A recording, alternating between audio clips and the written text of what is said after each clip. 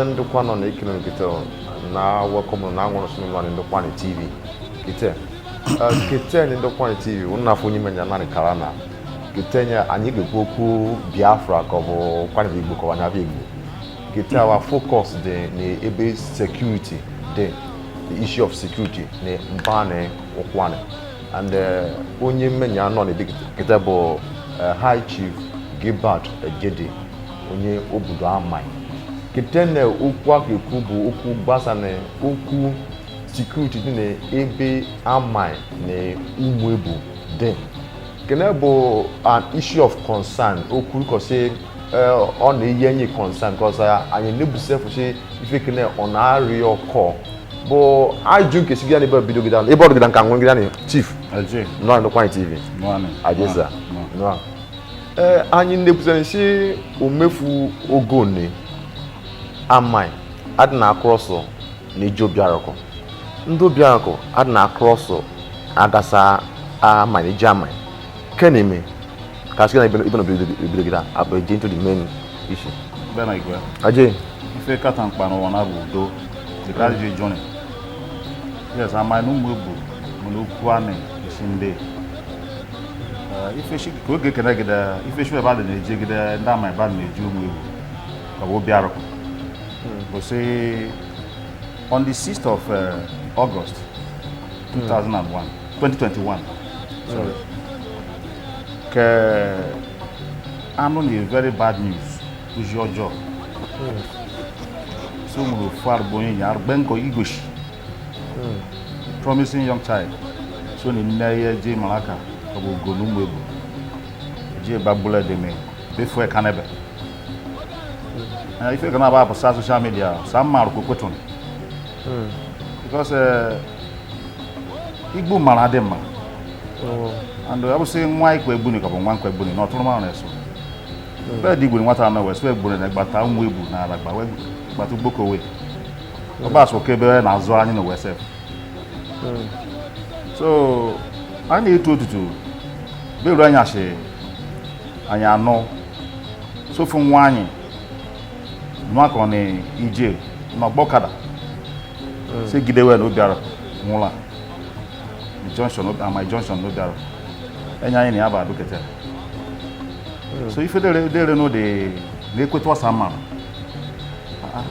catch you anywhere wasin du Umuebu so for to igosiwe na ekuse nda Amai Igbo na say no na asan ya Igbo ni nwata no webere na kanu gboko yes say Igbo ni nwata no webere na kanu gboko abu aga nda Amai Igbo na say ashne bro say we nworo na onye kanyi no bia moro say ife kata ife dere no me nda nwenu chere bro na de wero bi duane gwa igosiswa be mbi fe agba edeke so ke kweli ni me odi be nwa fishi elukete odi be nwi beto samaro ni bi do samaro si ya be nwesi gere ayi no Umuebu je no jogo ne onwo onu maro ke gbuje ke kalane ani je kare maro na egbu be wele ani ekweti malenu human life yes ani na ngoso yalani nde demenane na ne shindaka wadu wakete abitese anya agare kemi fa na agwa igoshi enyi so e were nya aru ani igbu mara bu the solution the line Umuebu na enwe ike nori one on one baroka nwanne ni nwanne ka a acho yaba nya aje mbele gida ne okọ gida rifi no mini ni nde man ekusi ke mini kese bo sinda mad na cross bu ndo obi akwa na across keno ife di mini anya no wo si onye chi the local government the possible ajede so gba won bo gasa jeyu Umuebu je se Amai ba ni roku na me settle kudo de loru samene ru ne ru ni what results are in me so far ele many nebo ya should ngwa say nde nwelu uche ya bu the elders of the community including the local government chairman another one big goshimiri so be jogo no go ka bu the solution ya che na blue su do kete meru ni fe ni meli ogbasa so Amai je si Umuebu jari owe si we ba nu ogu all right Anebuseni she Igbo a member of a committee in the state government setting it up. yes Nebe if you can see Jogidane and you know she in the Jokbo na Amai nweshini similar issue neba na there before Kendi Umuebu dasawo on ground as and the member of this committee the committee no rule ni rugida badu egbana shi na ebusi uduade bapusako upon despite the fact a committee was set up to look into the matter. Bene ele many Nezioku mbu member of that committee from Amai. So was set to committee no because in 2017 he fenu shirinike ejokbo Umuebu ayi no no go no when akpare maro about 18 persons or more than got missing and until today afunewe on both sides. Are you serious? Both Amai ejokbo and Umuebu our through the state government so to actually the three communities so say federal no be message ya jine nwura so with the governor jine bonoma one of the chiefs and the development union chairman and secretary of the communities when they remind the way of Washiku prison. It was after the remind when they released the way where they couldn't swear they can no. So Onyebu Agbalala, both the local government chairman as at that time I was also serving under him as the supervisory councillor for health and environment. So, and you make sure say I in the can no. Also bodo, we bodo talk in the corporation. And you kuru shine ke job bobilo se. And you ke job no. Very successful. The market here. You like the market in that land or somewhere bodo nebe. E job na Amai. Or somewhere. Maka nudo ko sa na cho. Amai na job na cho udo. Amai na Umuebu na cho udo. So Ela indicated no created the boundary because we was in the Ministry of Boundary Adjustment. Okay. Ministry of Land and Survey from the state. They made that the market land delineation, and we did it successfully. So on the 28th of August. Yes, 2018. Aketanane no. One meeting in the council. That was the one meeting in the council on the 18th of August. Okay. 2018. No, 28th of August. Okay. One meeting no. Meeting no was security meeting, high-powered security meeting, involving the director of SSS, the army commandant in charge of this area zone, then the police, and the 3 communities to the council. The essence of that meeting of the 28th of August 2018 was say, "Can we be council running?" So and the back council would not be quiet. So aware. So I will develop a paper. This is the paper we're developing. Okay. On the chase is a signatory to it. On the chase, I mean, Amai is a signatory to it. His Royal Majesty is a signatory to it. If they sign and then assigning it, can my the peace committee members of Gilbert and Umuebu signing it? Okay. Enough. Yes. Even the DSS, the DPO, all of them signed witnesses. this document. They were witnesses to this, and this is the paper. Ajini kweli si ainu Gilbert. So kwado anagbata but look at it. And the shikao, any person, they can foment trouble. And ye gide. And the amala shifen leku. So, I in a check where like work in a JK state government, where in Dozaya, where we said the final paper, white paper from the government. We look at it since 2018, all the way we said. So, along the line, we see Amai and Umuebu. We take Umuebu. Ejewe bashing about Eke, according to them. So, though our people, no one can ever. Kaeze Umuebu was at a point too was saying that only confidence they be Yagbalade. Yakani delay can anywhere. Okay. Which he also wrote a letter to the government, but later it was settled. Then, at our own side too, they were also saying that they don't have confidence in Agbala. Even some of us saying we have confidence they're bad there. Do you understand? Yes. So, but whichever way, the truth is that the jail way, Sikwe can no. Iru ebe na can no. Nde Kenya say also nowhere. Say Agbala is being partial and pulled out of the process. So they were not part of the process. Okay, Amai. Yes, Amai pulled out because say Adu is satisfied with Agbala and that is trying to prove that he's taking side to his kinsmen. Okay. As an Umuebu man. So that is why they pulled out. So they pulled out from this process. One expected that Agbala would have also put a hold on it. Yes. Because oyere na na-egbo ikpe aba na ikpe. Yes. I see na egbo mara na ikpe bo fari bekweye. Ya chori me ka onya kweye. You can force onya. Because that is why you are a peacemaker. Yes. After all, Amai Umuebu couldn't say or the only confidence in him. He didn't go ahead to join Amai to do it now. Yes, we hold on. He hold on to reconcile with Umuebu people. Umuebu, His Royal Majesty of Umuebu, your Chirigwe, yes, sir. which I respect so much because I know the role of Pleshini, Nifendana, and I also respect my Majesty, Polyphene Juche, the Greater of Amai. These two people were working in consonance to make sure that the land is delineated peacefully. Yes. So if Agbala could have waited for Umuebu, the governor saying out, he should have also waited for Amai people. Because the most important thing is peace. But you know, without Amai, Bani Mebel, Tiwala now Tiashino, In fact, he has added more problem.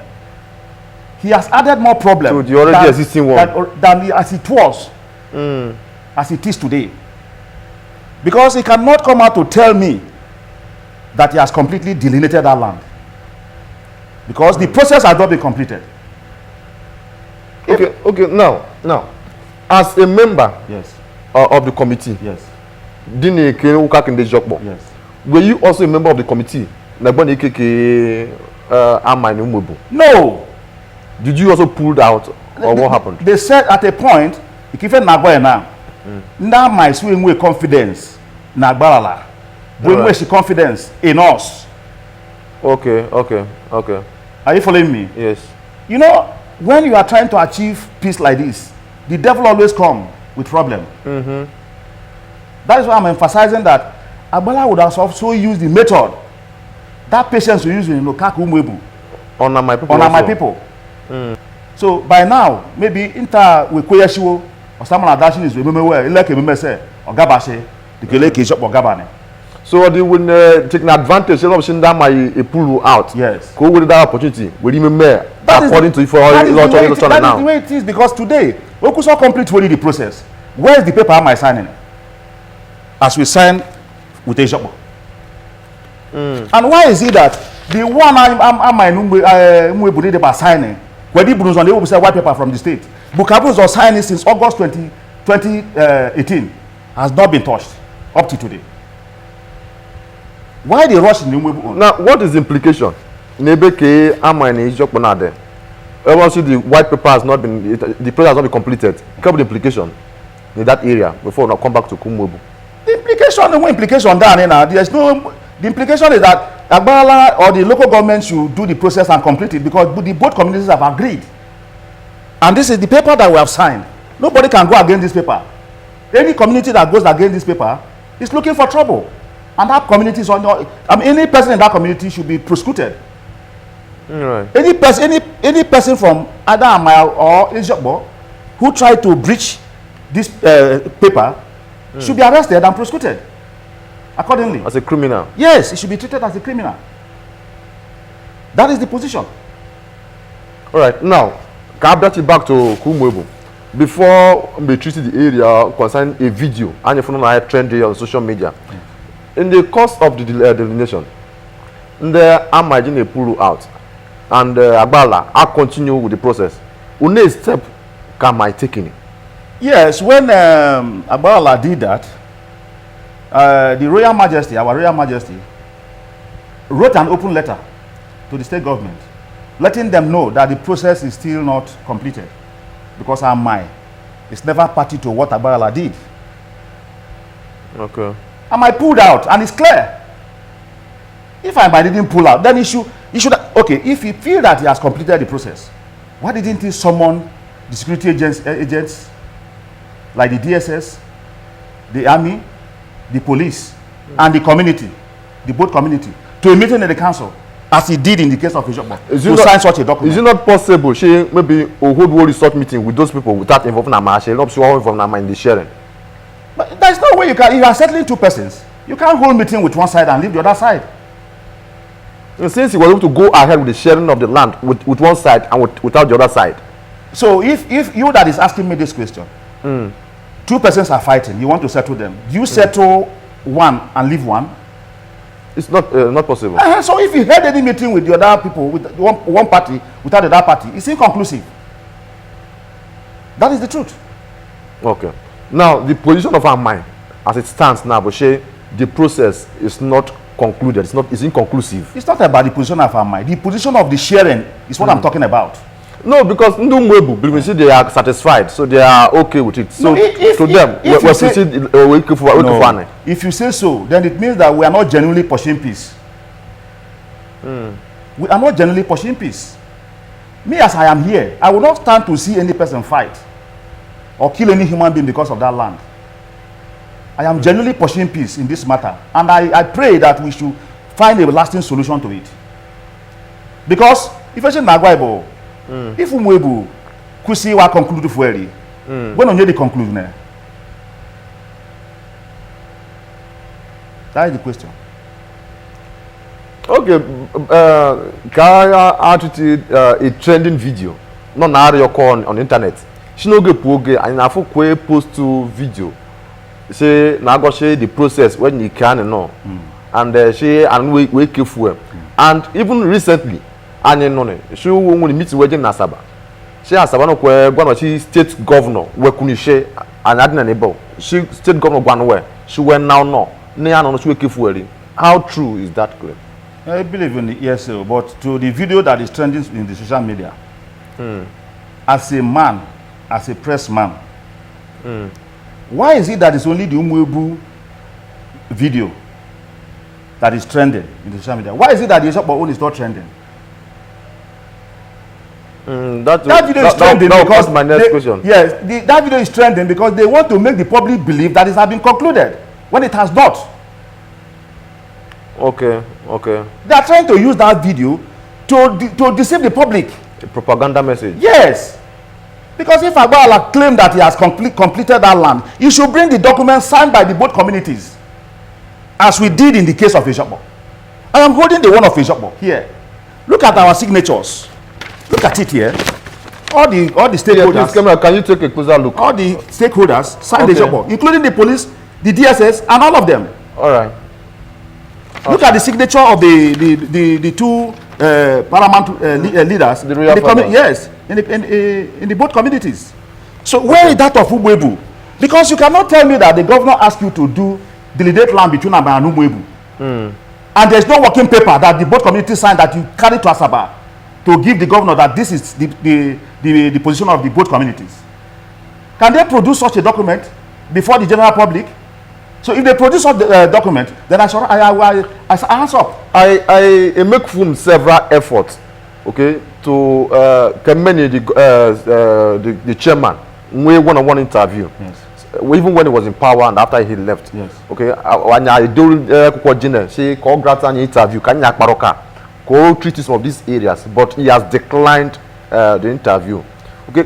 He see only interest. Because our my before now, nchonere ke menya meeting one on one. Ka okpari ndo kwa na oka. Ka anyi jo futa ajujo.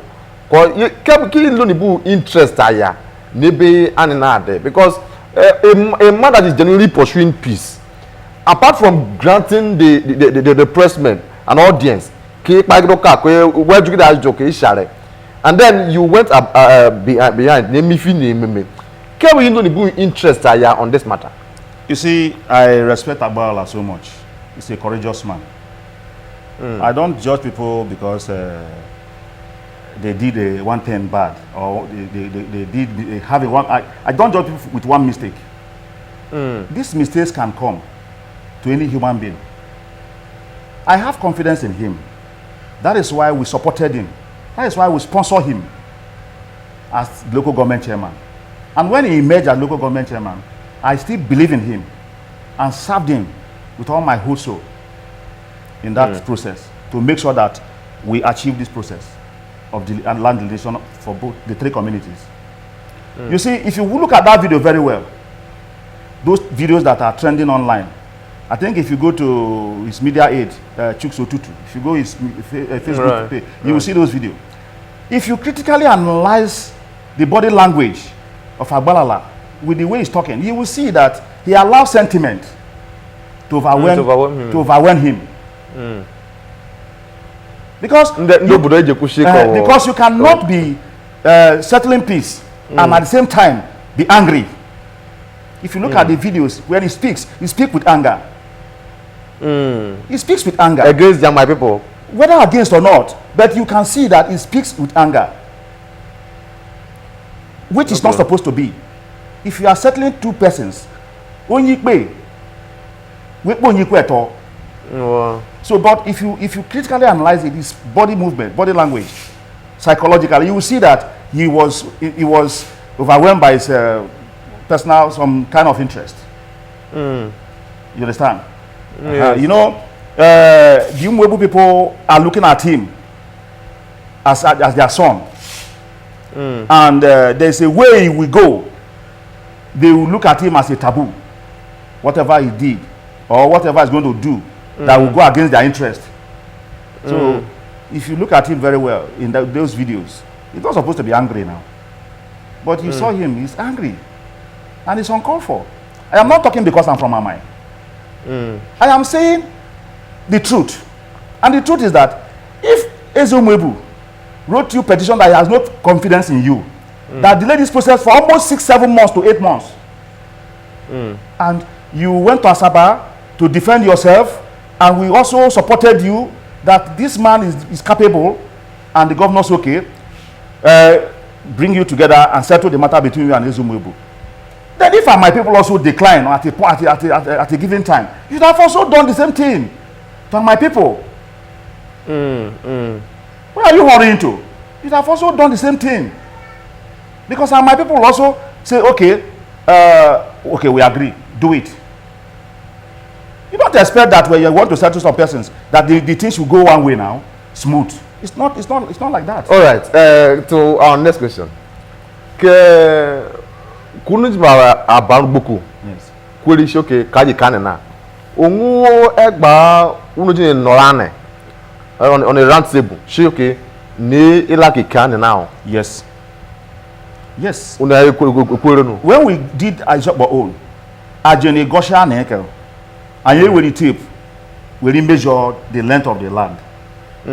So Abba now said, okay, what I'm going to do, Njeka share it's debe, Nrebene.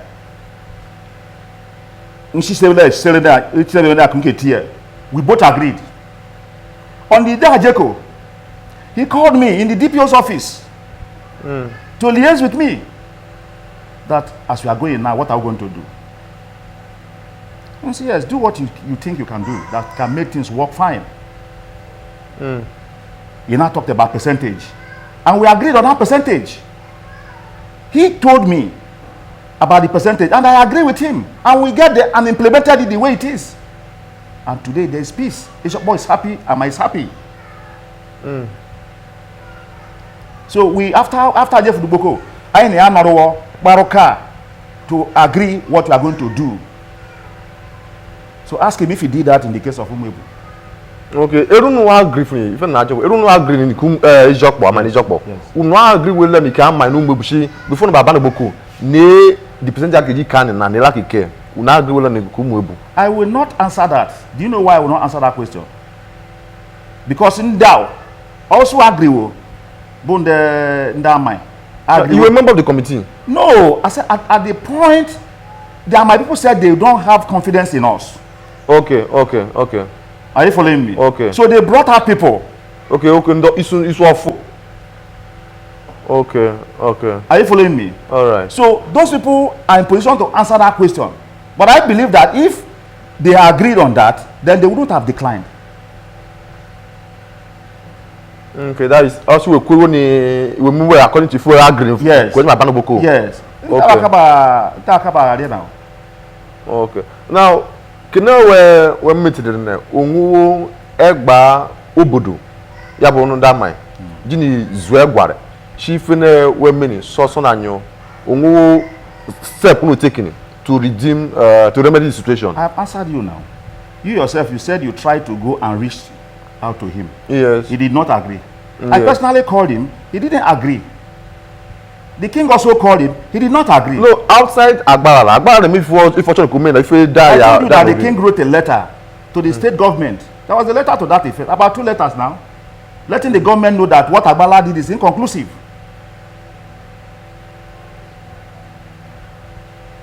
But one thing I want to tell any person is that no land is worth more than human life. No land, no matter the size of the land, worth the size of any human being. No blood.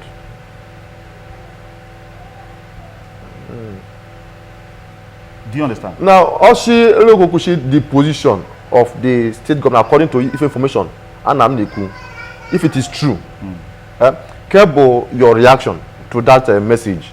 Obviously, the truth. The truth, the inspector general, the commissioner of police, Asaba, in the meeting, the last meeting, concerning this the recent issue now, she went on wiki for the Kebo, your reaction to that? You see, I don't believe that such thing could happen. Because there's never a time the commissioner of police would be the mouthpiece of the governor. The police is saddled with responsibility to treat criminal matters and bring peace and order in the communities or within the state. The commissioner of police is not the mouthpiece of the state governor.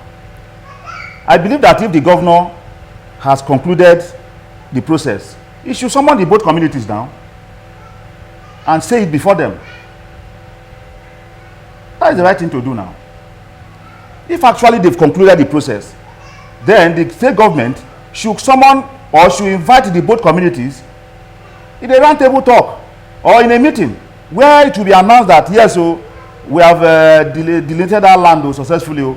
There shouldn't be any fight again. No, any person that we see that is going to fight as a result of that land will be dealt with. He should call the communities now. So I cannot be talking about ESA. Okay, Kaba and Kowanebe, the former chairman, the former chairman Biaruta Keyorare. Now, a new chairman of the local government. Okay, being that Yabu a member of the committee, then also no member about Neru. But if you could be in order, but you are not involved again. Kel Obudu. Not a discourse with the current chairman to make sure say if any minutes at least resolved the matter amicably with the current chairman. You see, the current chairman can only work with the memo to him. Yes. The old chairman Agbala gave impression that he has concluded it. Yes. So there's no way the local government chairman, the new one, will just come and begin to work on it. My position is that if it has been concluded according to Agbalala, yes, then the state government should call the communities and say same to them. I've said it before. Okay. Because Amai has made their position known through the king that what Agbalala did is inconclusive. Even obviously Ibo Odinosa for the palace near my day. Yes. Only Okunda Nano say Ezamai, the quiet over the situation as at now. So the quiet over the matter. Is that true? Quiet on which matter? Ibo Ukwan and now they were working the Russia or the silent about it. You see, no,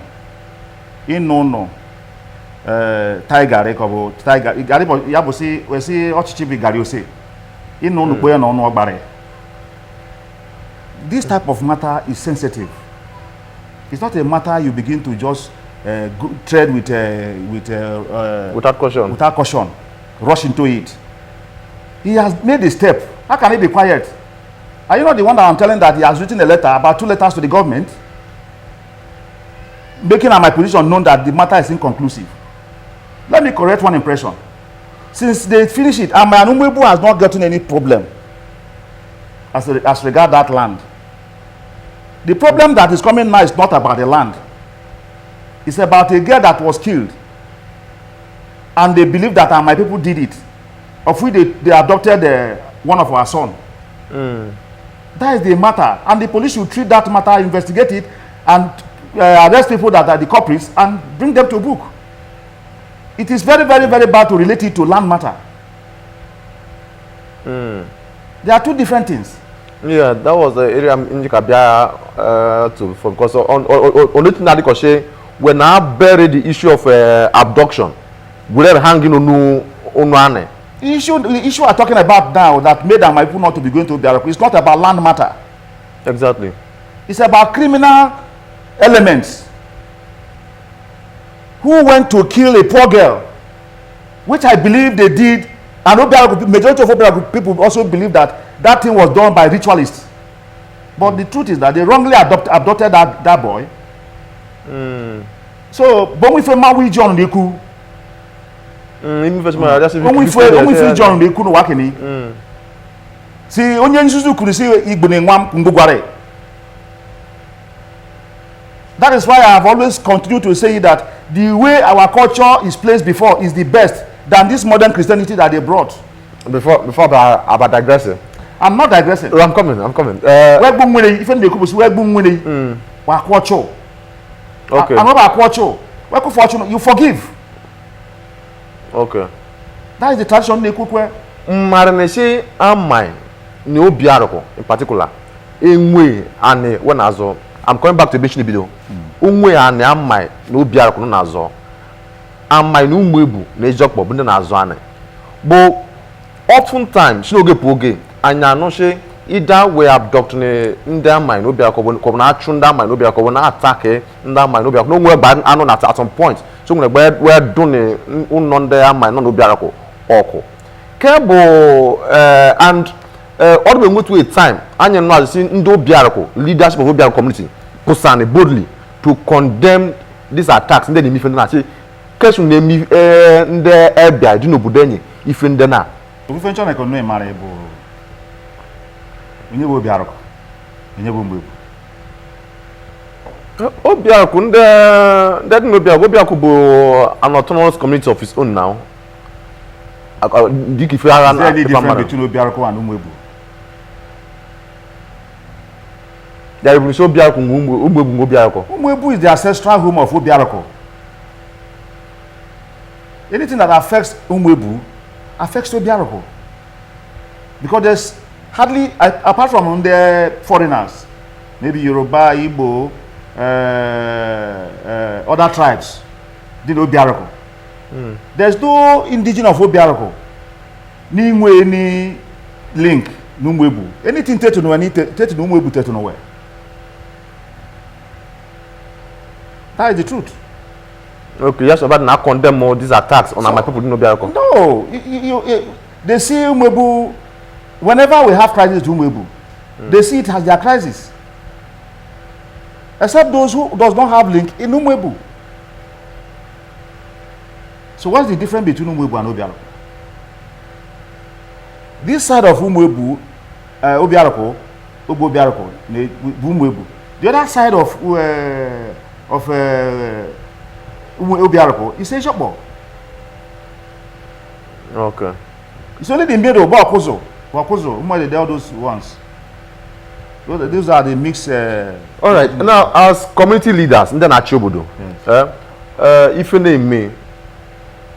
The police now investigating Obodo and Ejitare one across each other, which I am also know about now if affected the economic situation of the communities. Can the community leaders not to make sure here at least okay billion Ejitare regime Ejitare before? Even go na your chairman that already he has not done enough. After his initial visit, the chairman ought to have also initiate other peace processes between the both communities, Umuebu and Amai, including Obiaroko too, where these questions we are asking will now come. Because if you cannot meet together, you cannot solve your problem. Yes. So that lapses lies on the chairman. There is no way Amai and Umuebu Jeka Node. Also, my government need that. Amai when Salma Umuebu, Salma Obiaroko, such on a Kanye Node. But today the government is the person is in charge. It's the institution that is in charge. The government, local government is the institution that's in charge. Saddled with responsibility to do that. To even mediate between the communities. Yes. So the chairman, the chairman ought to call the both communities a meeting. And this is over a month. Yes, also. while the police is investigating those who committed those crimes. Because when they do zoo, so where you are oh wow. When the community zoo, so you good girl. So then the police should do their investigation and treat whoever they find wanting linked to those those crimes and treat them as criminals. Exactly. Are you following me? Yes. But the other one, the chairman should broker peace between the communities. Whether the land is inconclusive or not inconclusive, whether Umuebu feel that the land has been shared or Amai is feeling that the land has not been shared, The most important thing is for both communities to meet through the office of the chairman to discuss a way forward. Because all of us will die and leave the land. Yes. Someday. Because it stands as if the chairman is comfortable. See, workers are adding my. I don't get the job in the council. It sounds as if it's comfortable if it should be relaxed. You can't assume that it's comfortable too. You know, in government, it's a first timer now, and it's a young man. It's a young man. So I believe that he should be properly advised. I believe he should be properly advised. So it's a young man. I can't conquer. I can't say it's comfortable. I can't say so for now. Okay. But if I could have been able to say, I know go because I condemn fire. Okay, or last coming now. Yeah, we're going now. And I didn't now. And I didn't now. So they can Nadia Shabiko. Call the communities. Could document where? Let them come to round table. That is one of the things that Bala does that make people like him very much. He doesn't waste time in this type of issues. You understand? Yeah, but we need Bala on his own part. You see, in life, don't we any make mistake. Mistake in that cow. Go Chukunarwa. To me, I'm still very, very sure that everything will go end well. I'm sure. I believe that everything will end well. If you watch very carefully, I'm not trying to praise him. Though what he did at this last time is not correct. It's not good. But in Nekume, throughout his 3 years, anytime about now, the Afushi court killing has stopped no biarako. Throughout his 3 years, Yafosu Ebuniman no biarako. No. Because he knows the way to handle it. But only now come in and Rufi. You know, as you can make it, I say, just to discredit this current chairman. No, once people are trying to discredit you as the chairman, you have the capacity to deal with them. You don't play with people's. You don't play sentiment to people's security. As a leader, you don't play sentiment to security, because without security, people cannot go up. People cannot go for their businesses. The working atmosphere will not be there. Yes. So, as a chairman in charge of security, you don't play with security. That is the first thing. If there's no security, you can't go to work now. Okay, now that the security is breached, is my people going to work in Obiarako today? Oh, what again? You see. Novena is resuming now. Almost half of the workers in Novena lives in Obiarako, and all of them, most of them are Obiarako. How is going to look like? So that is why the chairman should put call a meeting of both communities and resolve this issue. Why the police is investigating the criminal part of it, the other part of it can be brokered through dialogue. Your advice, you had an advice in the local government now. Your advice also to the state government and Kende Amayo, Kende Umuebu Crisis. My advice to the state government will say, obviously, as far as I'm concerned, and now what be kete, what be kebue, because ye can the man never book the third party ada, you jabo nye kwe ada. So state government you yan ebe work kedula. Then on the part of Obiarako, and Amai and Umuebu, my advice is that when you see Maru Bumaro, see Ogi Bezu, see Ani Chuku de Chekbe. And Nyakaso Nyeki Ebu, when in the reading of Buruwe. When you Bufuni, Obiaki Metroni, Ndendo, none depend on that person, Ki Metroni. So, what be Buemaro? Because progress has in Igbo Maro. Progress has in Igbo Maro. In the community world today, China is jogo, but where can it develop? Even ahead of America today, they are just pretending. Diplomacy is the key. When you make a major call for your chofer now, and in Canada, couldn't do Umuebu na my order. So when you let it below before, Osani bofu. But he be biane. Can make it make an na. Can be land a beer day, not Sani bofu. Osani bu mwene. ano makoko no. Yes, osani bu mwene. Kanyi gbeme kpe na ni mare bu ani na. That is my advice. And we na aru go igare. Obuke so yeda.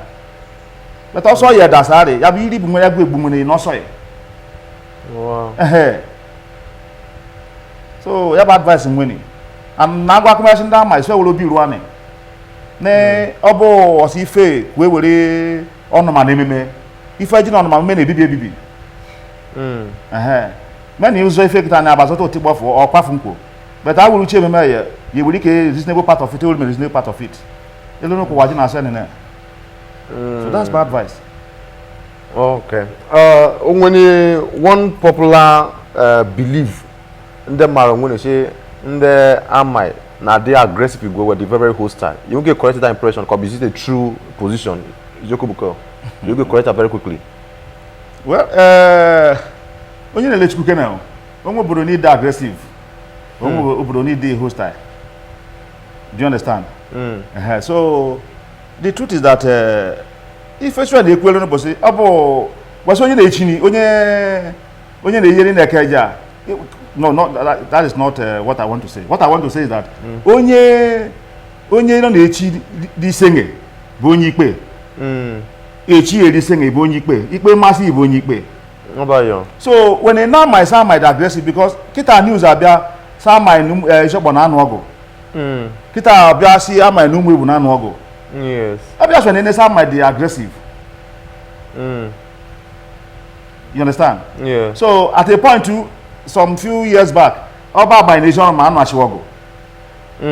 So why would they not look at such communities where they are aggressive? Because you know in outside they say when they can Ibonyi now.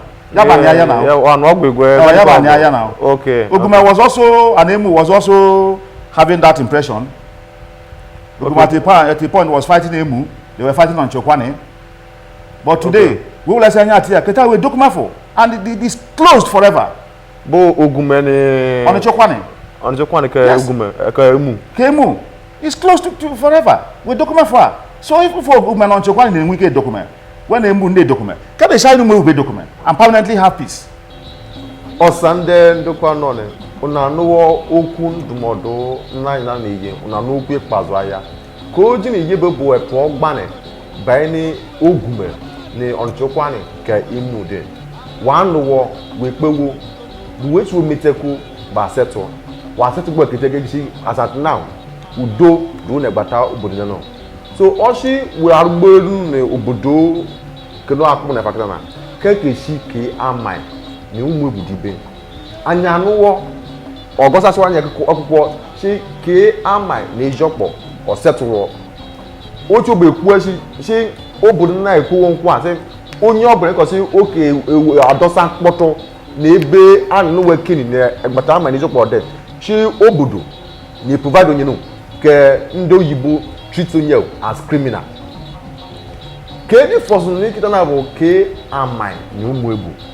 Una no loko wan na aru. Say or the inconclusive. Nda Amai say owa osonawe. Bo okabu ifojo say onye because ya the buzo ifene ke abai keri ofu ka eka ye na azo meme ife ka ko ga ilo ochone. Oka de man no. Odmo ndimodo yes ni. Bo wori ye onye na-achị the local government chairman ni iya bụ ife ka gida mkpa chenye pụsagị akịteche ọdụ ife dịka ọnwụ nne ndị obiarakọ adị na-enwe na across na-eje Amai ndị Amai adị na across na-eje obiarakọ the economic activity dị in that area or the tight down ndị ụmụ akwụkwọ nọ na-eje n'obodo Amai na-eje ekpufu na-eje eruzumu in no distant time chairman of the local government Kenneth dịdịwere ihe bikwe you bụ the current chairman kikpo bụ ndị na-egware where ya nwe example yini ife agbara na eme before no yini me no kpo bụ ndị na-egware wa nọrọ ani woku obodo dị decide for ọ bụ onye asị ụmụ weke nke echinte dị ya na anọchi ụzọ so onye aka afụ n'ụzọ chọ onye bụ onye biri ka onye biri sake gide m n'ife kiri kom n'ife kenyi no dike as the chief security officer of Ukwane local government area anyị na-anụ ka ị na-eme n'ime obi akwụkwọ kene buke ndị court buke ke ndị obodo concern obodo biko ka inye ekumenya ke ichosa ire ka cho a lasting solution to this matter. Ya for agbára aron ka Amai and Umuebu ro. Ero busi ko Amai no Amai no jopa, I beg your pardon. Ro na ru wa sign wo breka tie. Osande bi na ka form akitele wa form e ko zenye na mfo a. Chuku na be yese ka. Ero busi anyi dimo ka anyi the former chairman agbala ka anyi akparuka. Bo yi na nyi the audience ka anyi akparuka mo ka. Anyi you ka ijiko be se ka anyi akparuka ma se a. Ka anyi mare ifi na aro. Como se ru no gbara mute ru ikuru na kwoko se like ebule se yeye governor ka ma se ifo bo obi ife ani chonebo kudo ba the permanent peace din na egbata Amai Umuebu no biara ko ka ezuku di free dem na ga freely without fear so biko ketene no kwa TV aneku anenyu anya be security there security ni member na ndokwa ime ban okwa in particular and the ban na kan enyu anya bo Amai na Umuebu ni okukene otefu araka otefu na audio edeke ban ishima baf na anebe no anyagugbo bo ekpe ebusi kisimaro baba abawa ketene ndokwa TV anyi ne nna anyi honorable chief Gilbert Ejede na akpa uka kete iya obu a member of the committee kete akusika be say parigda can you a person because all the directly involved pare country manyente ni anyeka na anu based on hearsay information second hand information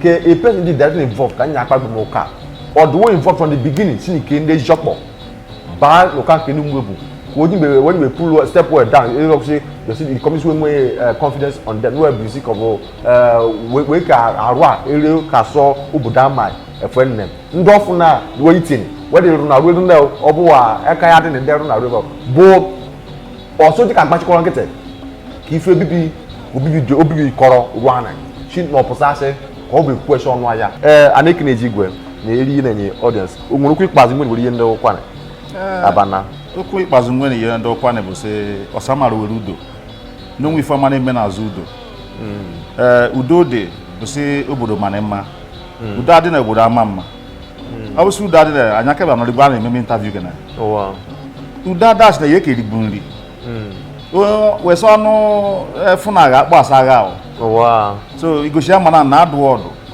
o de ike igwe let us not quick to condemn no wadiko bibi ya bu ife nwe ni menweke egwe asara aje owa diko bibi owa adinfe adekine ejigwe and ili efi na nyika nyi pa gbo ka gete thank you so much ben no kwa TV nekine so so che gwende ni ndo kwa TV no ge pogo na agwa no so onye mani fi no oro ka udo ba ni kwa ni ka kwa ni be kubu ya biko ko wa na fo so kwa na ekpu igwe aga ni da no dochi ko development shazo no gba obodo be ekpu so biko ni ka ajikeme ka ani ndokwa ba mama ko kwa ni ba mama ko do ba de ni ndo kwa TV we fa bu uche sam onye me na pa ka de bo Honorable Chief, High Chief Gilbert Ejede, Yabo, the Odinosa of my kingdom. Aje, Benigwe. Thank you so much. God bless you. Benny Ndokwane. Share yo.